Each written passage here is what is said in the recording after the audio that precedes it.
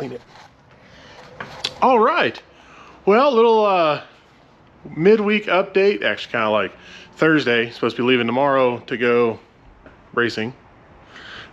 So I figured, what better time than to pull the blower, the zoomies, everything off the car. So last weekend we quickly ran off to go racing, and rule of thumb, copperhead gaskets, you really need to retorque them. So we didn't get to do our retorque completely down there. I just kind of hit the studs that are available outside the valve cover here, just to see if there was much adjustment needed. And at the time, there wasn't a whole lot. But now that we have about 24 hours of downtime, kind of, not really, still got work to do. I figured we'd get a jump start on getting the blower off, and we had a little oil leak up here, but since I did the timing chain cover without dropping the oil pan, I'm not surprised it leaked a little bit. So it's gonna look kind of nasty, but it looks like oil is coming out here or is coming out of the front seal.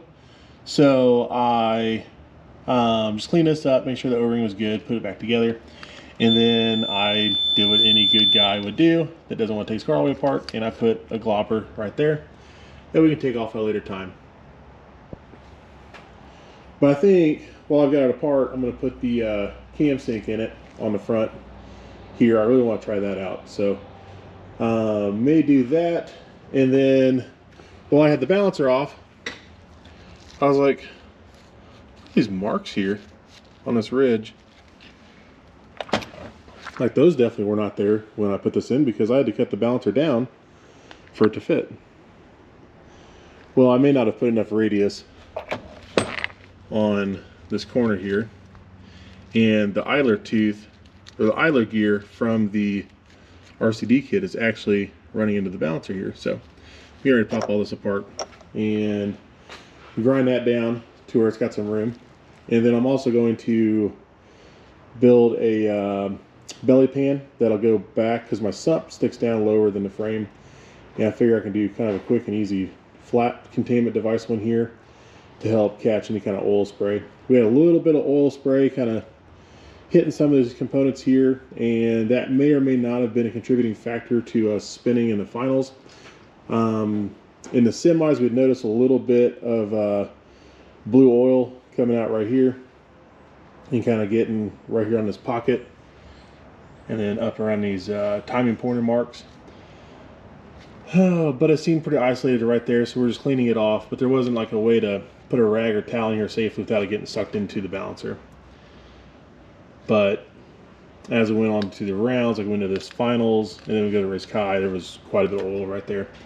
So we're going to build a belly pan for in this zone. I may go ahead and take it all the way to the back, but it'll have a lip in it, kind of a secondary catch, and kind of work with our diaper that we have, since we can't stretch the diaper forward.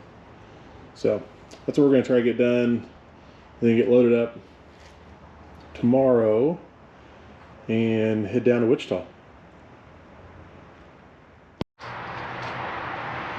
We have made it through our busy day, didn't we? Yeah. All right, so Pro Charger kit's back on. We sealed up that one corner of the timing chain cover. I haven't tossed the cam sync plate on there yet. We just installed the flat one for right now. But the blower's on. We're gonna do that coupler connector. Not really a huge fan of those things, those Wiggins style clamps. Got the valve train off. Found a couple issues. Uh-oh, there goes the socket. This one felt like it was pulling the threads out.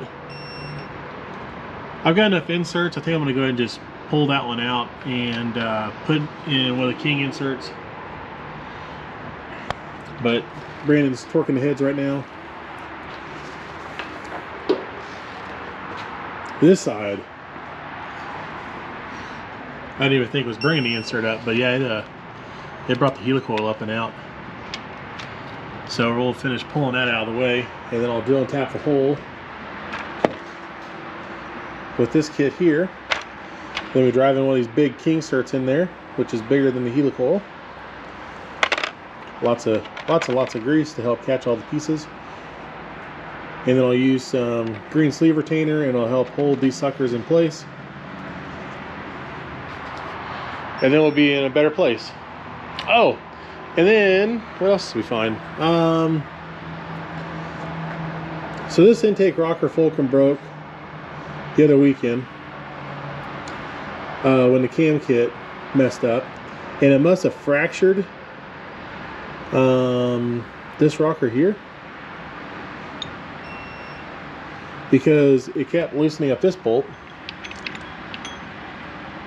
Loosened that up on us when we were at the track last weekend.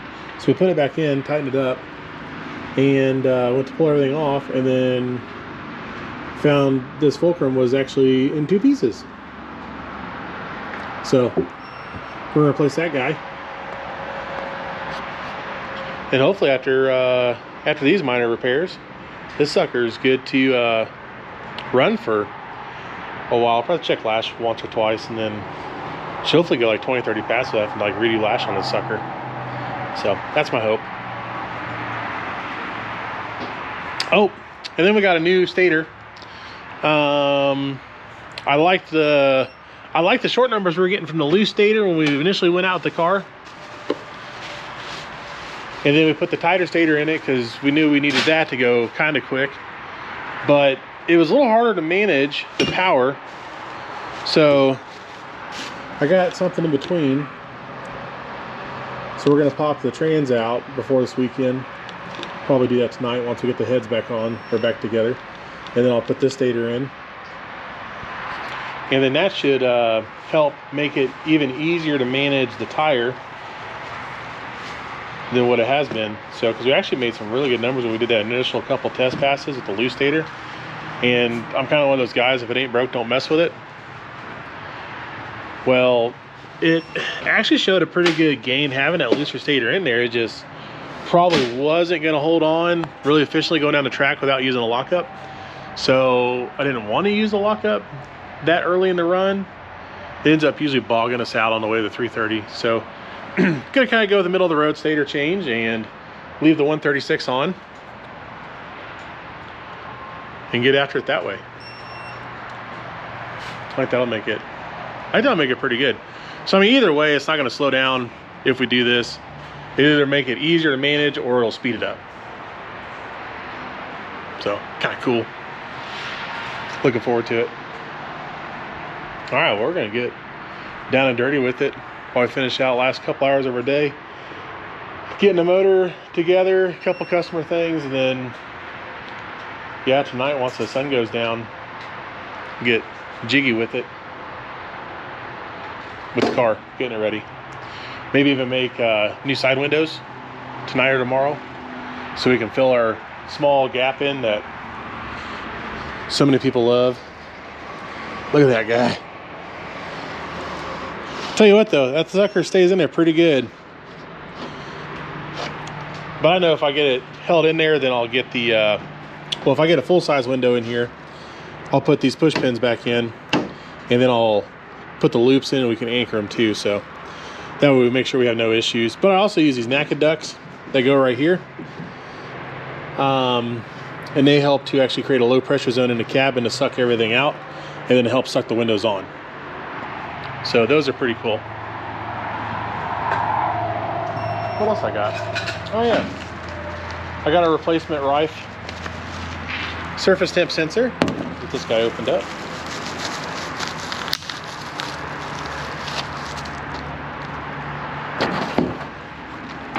Yeah. Just my other one kind of took a crap. I think it was a sensor. Maybe the Holly harness. Hard to tell. So I'll hook up a new sensor and we'll see if the harness comes back. And then, what else? What else? Where's those spark plug holders? Oh, they're right there.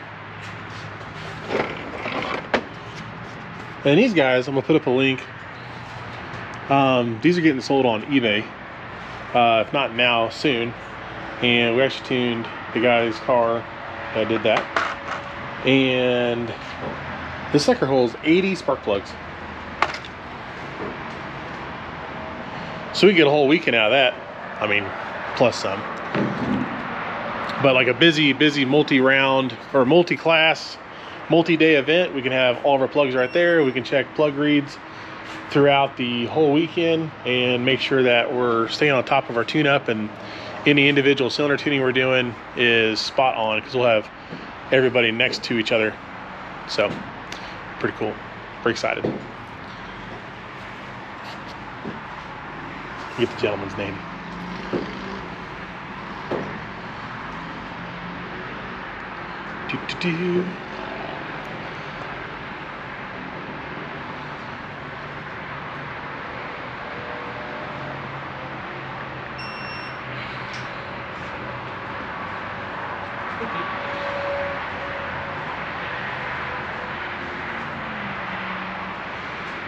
Yeah, there we go.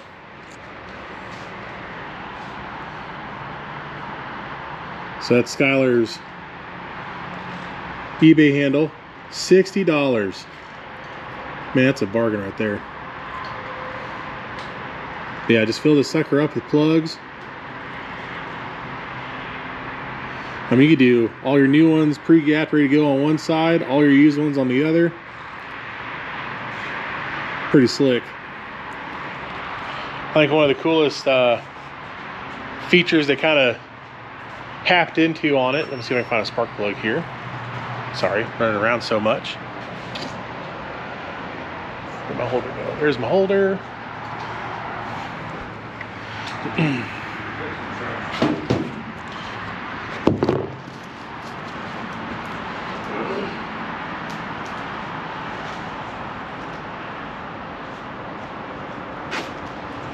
Went with Rock Auto for our spark plugs this time. It's been hard to get them.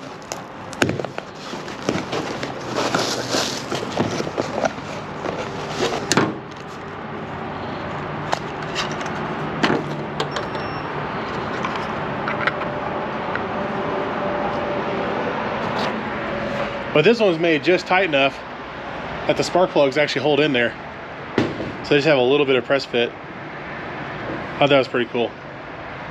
Really excited to use this for the weekend. So anyways, check those guys out. Check out Skylar's eBay page there. And he's making a couple different 3D printed items. And then we got one of his steering wheel hooks. So they're made for a 1 5/8 bar.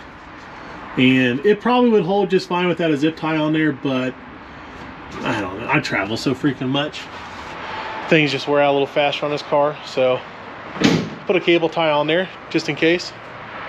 Help keep everything nice and secure. All right, okay. Now we're going back to this little thing over here. Wow, trying to keep these screens clean. All right, now we're gonna get back to it. Brandon's about done torquing the head, so I need to get the valve train fixed so we get this thing back together.